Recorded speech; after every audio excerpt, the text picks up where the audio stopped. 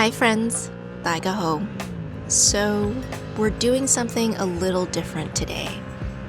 Our local Triumph dealership is hosting a Roadster Demo Days event. This was my first time attending something like this, so I didn't really know what to expect. But it turned out to be such an awesome time.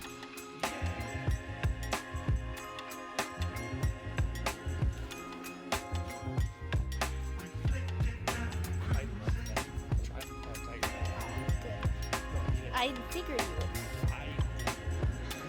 I popped in for a quick peek at the bikes that they had on the showroom floor, but feel free to skip ahead to the next chapter for the test rides.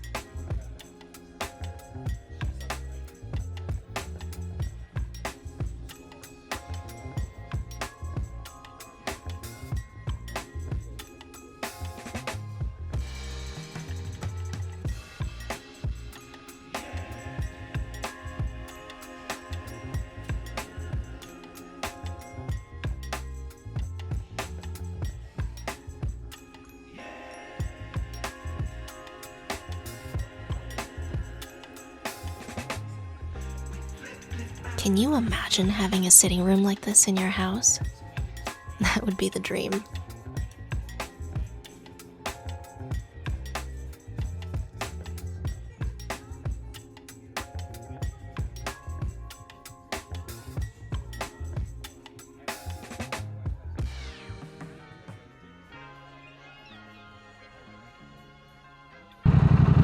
This was so embarrassing.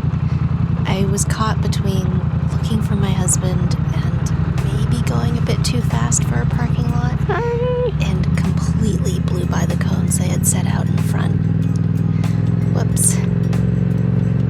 I haven't ridden very many different bikes myself, so getting the chance to do these rides is a really valuable opportunity, and it allowed me to test out a bike that I wouldn't normally think to try, just like this first one I got on.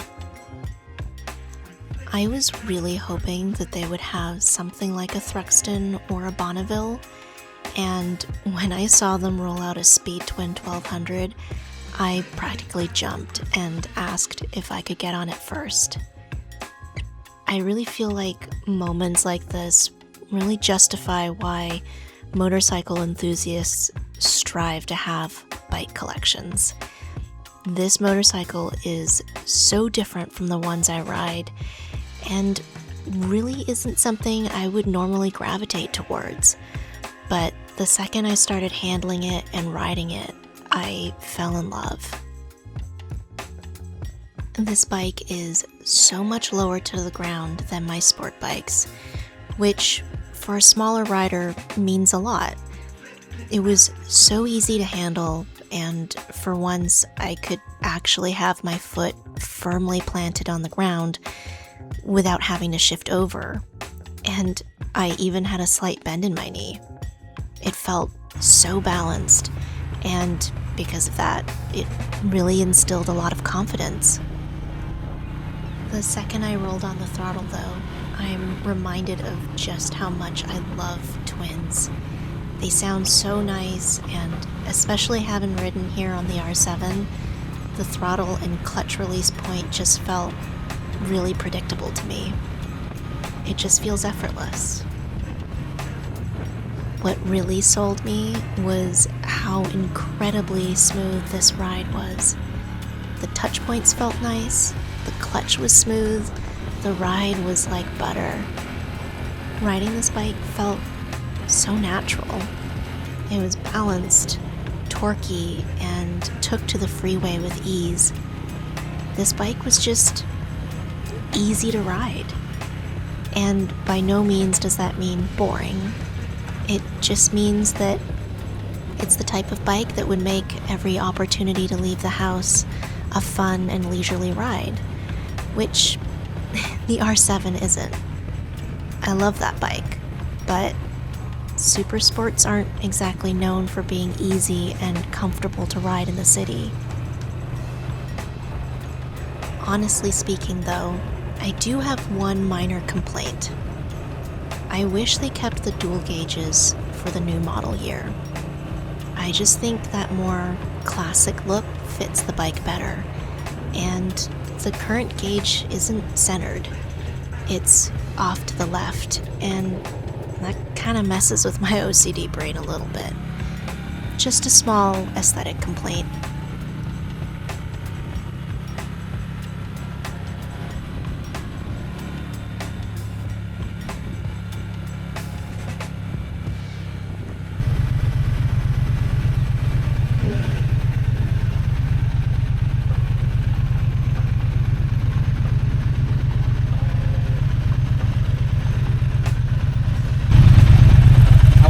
Oh, I love it. Nice. Love it. That's the tracker. The tracker, yeah. Are you going to get on that one? No, because I'll buy it. You should ride that. Yeah, you guys can ride anything you want if there's any other models you guys want to try out. Essentially, the dealership provides a bunch of different bikes that riders can test ride. And the people at Cascade Moto were really chill about it too. They genuinely wanted riders to get on as many bikes as they wanted and ride them as many times as they wanted. And this is really unique. If you've been through motorcycle shopping before, especially in my area, you'll know that not every dealership is going to allow you to test ride their bikes. And that makes it really difficult for riders, especially those with less experience, because you want to make the most informed decision that you can, as motorcycles can vary so drastically in their characteristics. You like it? Oh, I loved it. Good. Loved it, yeah. It's smooth and fun. It's huh? so different from everything I've ridden before, so it was cool to get on it. Thank you. Yeah, I'm glad you tried it out. They're impressive. Oh, yeah. You want to do the 800 now? Yeah. Now, this bike was what I was most looking forward to getting on. This is the brand new 2026 Trident 800. It's meant to be the replacement for the Street Triple R. I had test rode the 660 the previous year and was pretty seriously thinking about getting one until Triumph came out with this.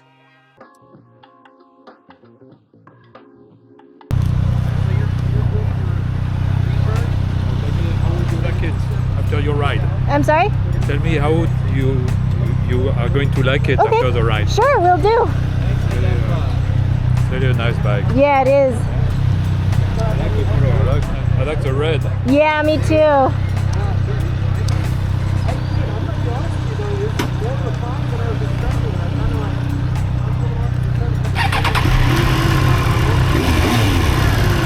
I couldn't help myself.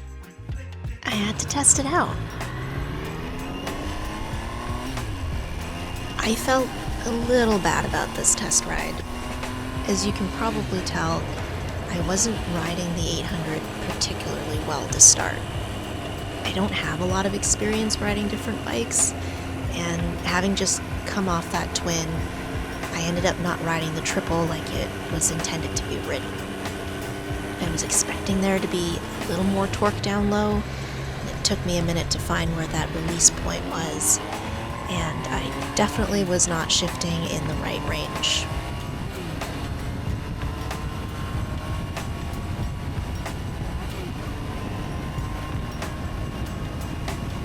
But I eventually figured out how the bike wanted to be ridden, and I had an absolute blast. I really wanted to have a base of comparison between the 800 and the 660 because I was at one point going back and forth between the two. The seat height on the 800 is about 5 millimeters taller than the 660, and it weighs approximately 7 pounds heavier. Both are just a nominal difference, but sometimes, depending on the design and the configuration of the body, those small differences can feel a lot bigger. But the 800 felt really manageable and just as balanced as the 660. This bike felt solid and stable on the freeway while still feeling powerful and nimble. That was always something high on my list when thinking about upgrading from my Duke. I wanted something that didn't feel like I was going to get blown around on, and this bike felt solid at high speeds. It honestly felt like a little muscle bike. Funny enough, the Carnival Red was always a favorite of mine. I fell in love with that color on the Street Triple, and I was so excited to see this in person when I found out that they were coming out with an 800 in this color. And it really is beautiful, but I got to compare it against the ash gray and the jet black, and I was surprised at how much more I preferred that inky black colorway. I really enjoyed my time on the 800. Triumph really isn't making this easy for me. I don't think I can convey how excited I was for this ride. The Street Triple has been a bike I've wanted to own for a very long time, before I even started riding. Obviously, it wasn't something I wanted to start out on, but I feel like I'm in a point in my life where I can responsibly justify having one. And of course, I kill it. In front of the tent full of people, no less. But it happens to everyone. Figured I'd leave that in there so you can either laugh or commiserate.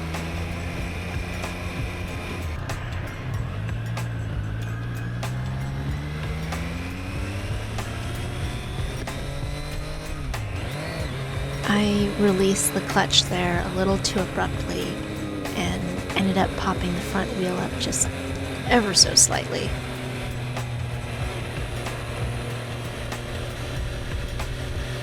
Honestly though, this bike did not disappoint. It was fast, nimble, and incredibly responsive. There is no doubt that this bike deserves the reputation that it has. It's simply one of the best motorcycles in production right now. I wholeheartedly enjoyed my time on it. That said, it's a bit of a double-edged sword. For all the benefits of being so nimble and responsive, it also has no chill. You feel every bump and crease in the road. Every steering and throttle input gets a reaction, which is great, except sometimes you just want to go garage sailing in the Hawthorne neighborhood.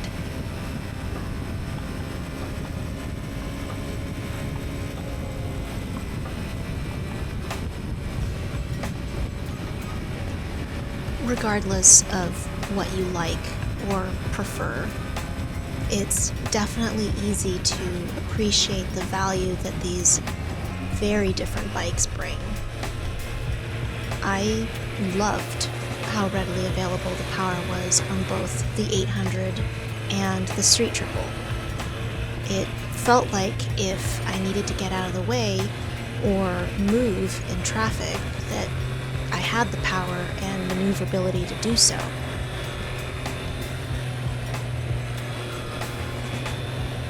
I've always said that I'm a sucker for a twin. I just love their characteristics and the sound that they make, especially with an aftermarket pipe at idle. But I have to say, the triples sound amazing when you open them up.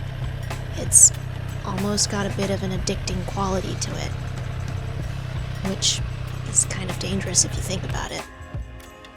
What do you think about this bike? Yes. Yeah? Just yes. I can see your grin right through your cheeks. She's like, yes. Yes. I think the Street Triple's been the You best so wouldn't far. Did you like the 1200 better than this? Or you like this better? I might have to test ride them both again, back to back. Another So- time. I like that attitude. I might have to test ride them both again. You might have to. I just, for science. You might have to. It's science. Yeah. There we go. There we go. I love it. I love it. You guys, thank you for doing the most out of the day. Yeah. You have a feeling right from these bikes. Speaking of nice sounding idols, I still say, after so many years of being married, this was easily one of the better gifts he's gotten me. It's funny getting back on the R7 after riding those nakeds. This is a hill I'll die on, but riding super sports in urban situations is just not nearly as comfortable or safe as riding a naked sport bike. At the end of the day, it's all about rider ergonomics and how well you can see and react to the environment around you. But I still love them.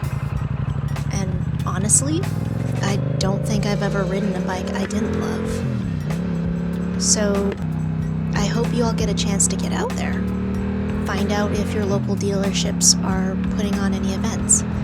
I promise you, they'll be worth it. As for me, I think Cascade Moto will definitely be seeing more of me. Hopefully, I don't blow by their safety cones next time. Happy riding, everyone. Joikin.